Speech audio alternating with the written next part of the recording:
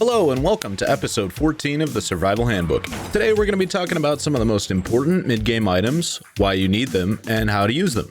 If you want to learn more about how to grow your skills and all sorts of other Ark-related stuff, subscribe now so you don't miss anything. The first item on the list today is Cryopods. Cryopods are essentially the Pokeballs of Ark, since you can capture tame dinos and release them pretty much wherever you want. Cryopods are one of the most useful items in mid-game since you'll be running caves and transporting dinos all over the place. Cryopods can be crafted at a loot drop, obelisk, or tech replicator. It takes a little bit of those valuable mid-game resources, but honestly they're pretty cheap and definitely worth your time. I got a ton of cryopods by doing an orbital supply drop on Extinction, and if you're playing on Extinction, I recommend doing the same.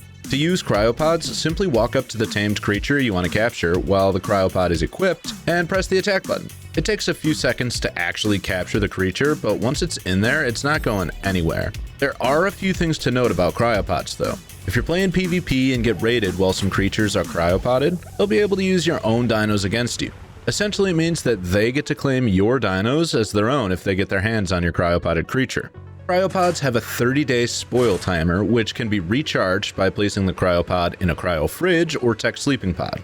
Understand that as soon as you cryo a creature, everything in its inventory will be dropped except for the saddle, so make sure you take anything valuable off of it before it gets into the cryopod. After releasing a creature from the cryopod, you'll have a status effect called Cryo Cooldown, which lasts for 5 minutes and will make any creature cryosick if they're released while this effect is active. Cryosickness lasts for the duration of their torpor drain, and they'll take 10 times the damage if they're attacked in this state.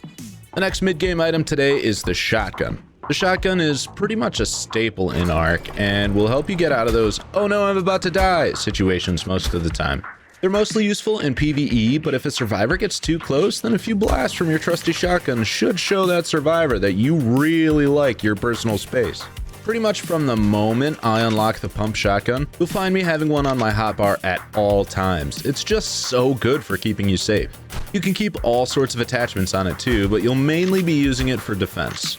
They're well worth the resources it takes to craft them, and I even recommend keeping some backup shotguns around in case you die. It's a really good idea to look around for some upgraded shotgun blueprints too, so that you can deal even more damage when you need it. If you're in mid-game and don't have a pump shotgun, then stop what you're doing right now and go make one. So the next item I want to talk about today is the GPS. The GPS is really useful for a lot of things, mainly finding cave entrances in my opinion.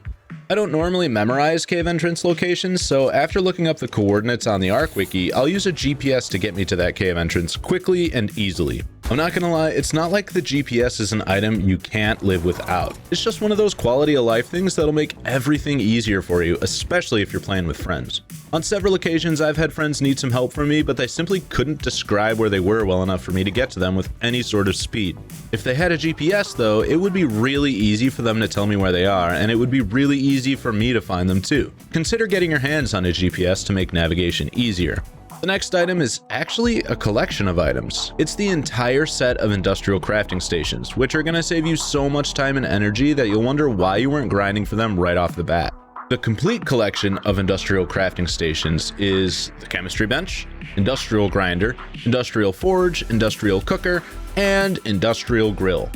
These crafting stations will save you more time than you can imagine. For example, the industrial forge refines metal and gas 20 times faster than a single stone forge. I know that it looks like the industrial forge takes a ton of resources to craft, which honestly, it does, but I can't explain how worth it is to grind for it. Not only that, but the chemistry bench is going to craft everything you normally put into a mortar and pestle at 12 times the rate of a regular mortar and pestle. Industrializing your base is a gigantic part of mid-game, and if you don't do it, you might find that you're standing around waiting for things to finish crafting or smelting. Take the time to industrialize, you won't regret it. Next up, we've got the Fabricated Sniper. The Fab Sniper is a PvP staple. If you're playing PvP, this will more than likely be your main source of damage to other survivors. Not only is it decently powerful, but it's going to help you see at long ranges and identify weaknesses in bases or positioning. Even if you're not being super sneaky and making the first move, they're still going to help you tremendously during a PvP encounter. Additionally, for you toxic savages out there, you can pick off beach bobs really easily with the Fab Sniper. You just gotta sit inside a tree line and watch the noobs just run across the beach waiting to be picked off. Snipers are really useful in PvE as well, particularly for clearing out cave entrances from a distance, or getting some damage in while you wait for whatever creature to approach you. Fabricated snipers are not only powerful and useful, but they're extremely fun to use. You'll find yourself leaning on the sniper more than some other weapons in the game, and you'll end up being really glad you made it. They do take special ammo, but in the end, it's worth it if you ask me. Do you guys have any other uses for snipers? Let me know, I'm really curious. Next up, we've got C4. C4 is what you're going to be using to raid bases for the most part.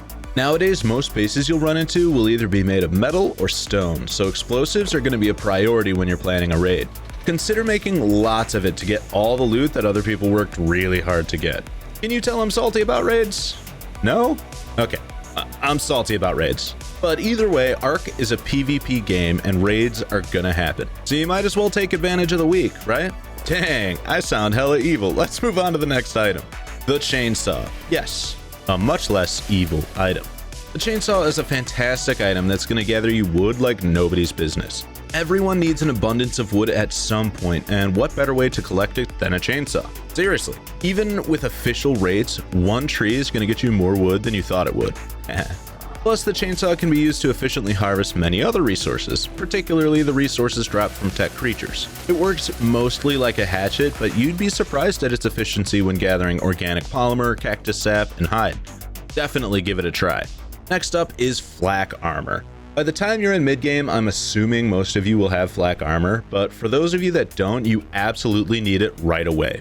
It's going to save your neck more times than you can count, especially if you have upgraded flak from loot drops or raids. Even just the regular primitive flak is going to do a lot for you. There are people that soak turrets alone without any dinos because they have good flak.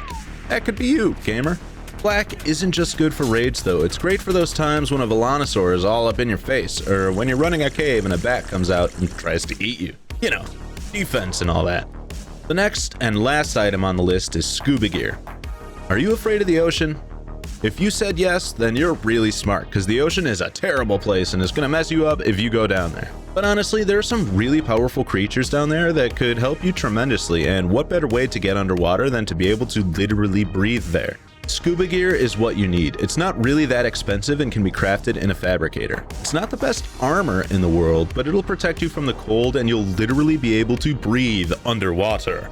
Definitely worth the resources.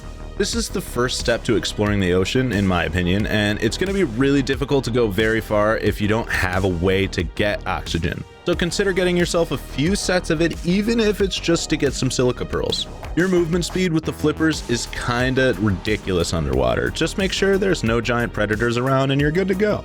I've been taking you on a journey through the Ark, teaching you how to advance yourself and learn as much about the Ark as possible. If you want to learn more about that, consider subscribing. I personally recommend the video on the left, so maybe click on that bad boy to get a little smarter, you know? Thank you so much for your time today. We'll see you in the next video.